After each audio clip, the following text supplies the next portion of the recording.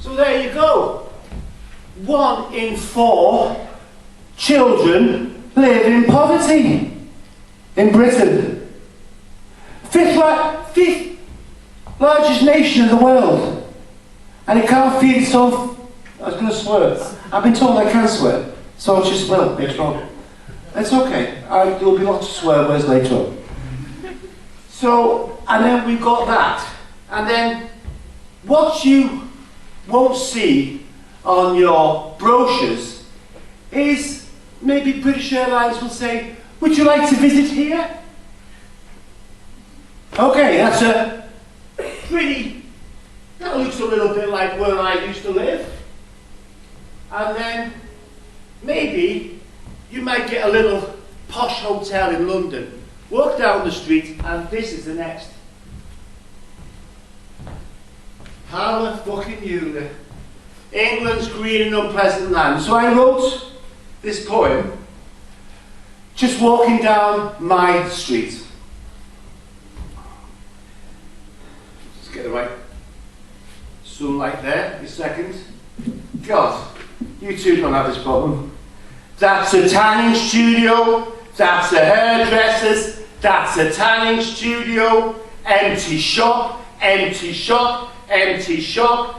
That's a smoke-free Wetherspoons, that's a closed pub, that's a closed pub, that's a closed pub, that's a couple strapped for cash, that's a gyro next door, that wouldn't last, that's a fake tan, that's a discarded chip paper, and that's another fake tan. That's just the street that's come to its end. Thank you.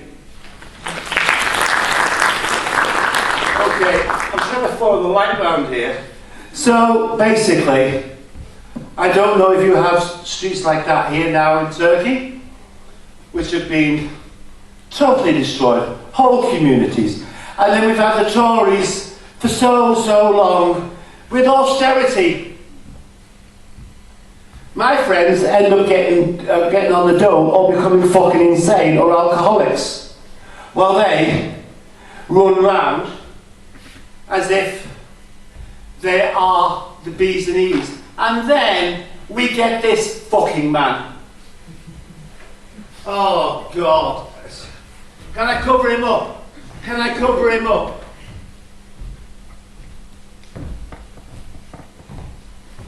I don't know how this man has got Turkish descent. Okay? If he had Turkish descent, he'd be a decent human being. He got rid of what Parliament does. He lied about everything. He was turning into a mini little fascist, attacking the state apparatus one by one. You're a bastard. I've always wanted to say that to his face. Okay? But it's not really him, it's a picture, in case you're wondering. Okay, so he's finally left the asylum. I'm trying to follow that right round. Okay. I'll have to go this way. Wait, go that way? Okay. After holding the country in a straitjacket of deceit and despicable behaviour, the lunatic has left the asylum. After trashing the country, smashing up democracy, popping corks while people died, the lunatic has left the asylum. But the rats will be back again, sliding from the back door like Liz Truss and Rishi Sunak and all them sort of people. Thank you. So, do you know what he was doing when people were dying?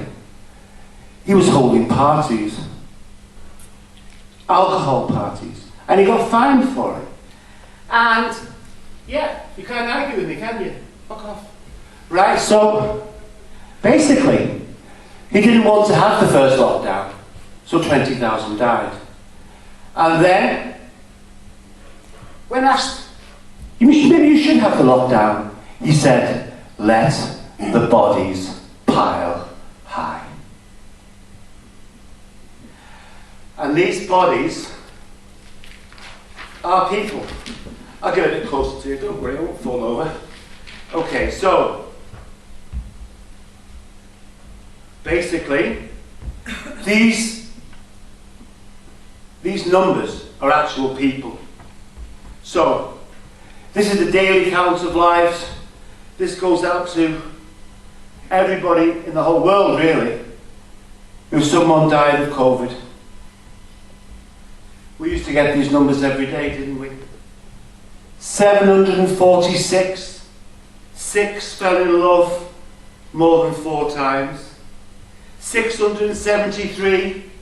20 had no regrets.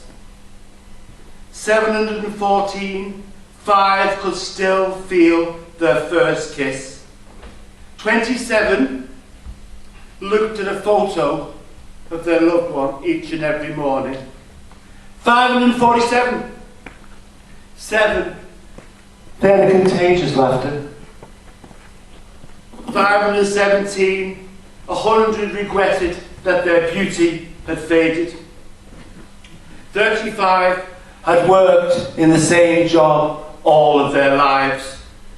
375. 75 had died of a broken heart. 817 had touched 1 million souls. These people had touched 1 million souls. They're not just a number. All had been loved by someone, because behind every number there's a human life. Thank you.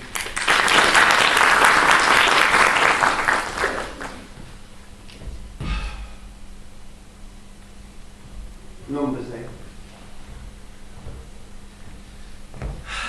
So, basically, what happened then in our little COVID paradise, one of the highest death rates in the world, by the way, is we had ill people, ill elderly people, in hospitals, and we wanted to get them out. So we put them in care homes, and they had COVID. And him and his health minister estimatedly killed 48,000 people like her. Those people who were in care homes couldn't have any contact with anybody. So, this mortal life. This is for her and any old people, died anywhere. This mortal life seems thinner now.